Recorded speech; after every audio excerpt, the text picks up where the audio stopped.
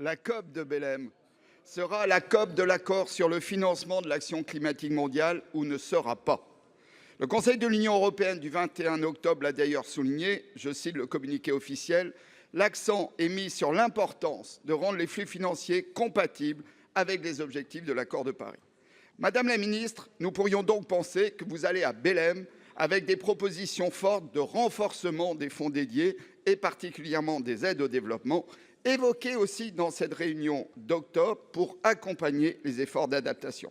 Je rappelle aussi que le Conseil présidentiel pour les partenariats internationaux, présidé par Emmanuel Macron, qui définit les priorités de l'aide publique au développement en France, l'APD, ce conseil donc a fait en avril 2025 du financement des énergies renouvelables dans le monde sa première priorité. Or, Madame la ministre, vous partez au Brésil avec un projet de loi de finances français qui est la contradiction absolue de cette urgence climatique. Moins 2,5 milliards, c'est la baisse en 2 ans de l'APD française en intégrant les 700 millions de coupes prévues au PLF 2026. Madame la ministre, vous le dites vous-même encore hier à Bruxelles, la priorité aujourd'hui est autant dans l'accompagnement des pays du Sud sur la maîtrise de leurs émissions de CO2 que sur la réduction des nôtres. Or, cette réduction budgétaire ne permettra même pas à la France de respecter les engagements financiers qu'elle a pris lors des COP précédentes, par exemple sur le Fonds vert pour le climat ou la biodiversité. Madame la ministre, ma question est donc très simple. Comment pouvez-vous assumer une telle contradiction ?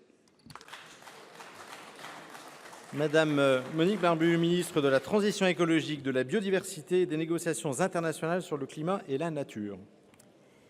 Monsieur le sénateur, vous voyez une contradiction entre les ambitions que nous portons à la COP 30 et le niveau des contributions françaises aux aides publiques au développement. Sachez que la France continue à se placer au 2e rang des contributeurs au sein de l'Union européenne et parmi les principaux contributeurs mondiaux de la finance climat internationale.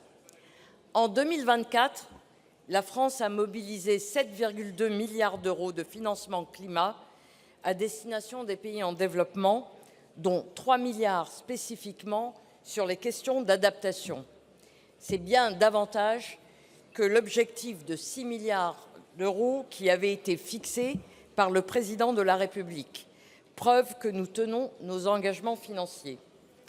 Mais, il faut le rappeler, la part publique de ces financements est une part par nature minoritaire, autour de 30% du niveau mondial des financements liés au climat.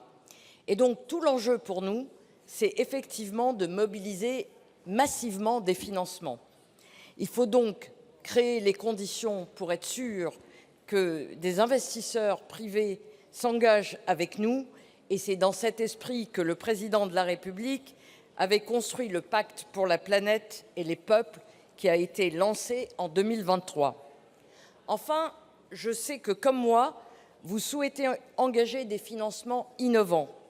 Je suis prête à discuter avec vous comment concrétiser en particulier une taxe carbone aux frontières dédiée au financement climatique. L'accord obtenu cette nuit sur la loi climat européenne peut nous y aider. Nous voulons faire de la finance climat non pas une dépense, mais un levier d'investissement pour la planète au service d'une transition juste et solidaire. Merci. Madame la ministre.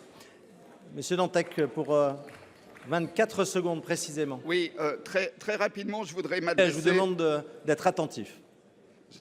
Très rapidement, je voudrais m'adresser au Premier ministre. L'année dernière, le Sénat avait trouvé ici même un accord pour sauver l'APD, 0,1% de TTF d'un côté, en échange de la suppression du rabot. Or, le gouvernement d'alors et Bercy n'ont pas respecté cet accord, gardant la recette et maintenant le rabot.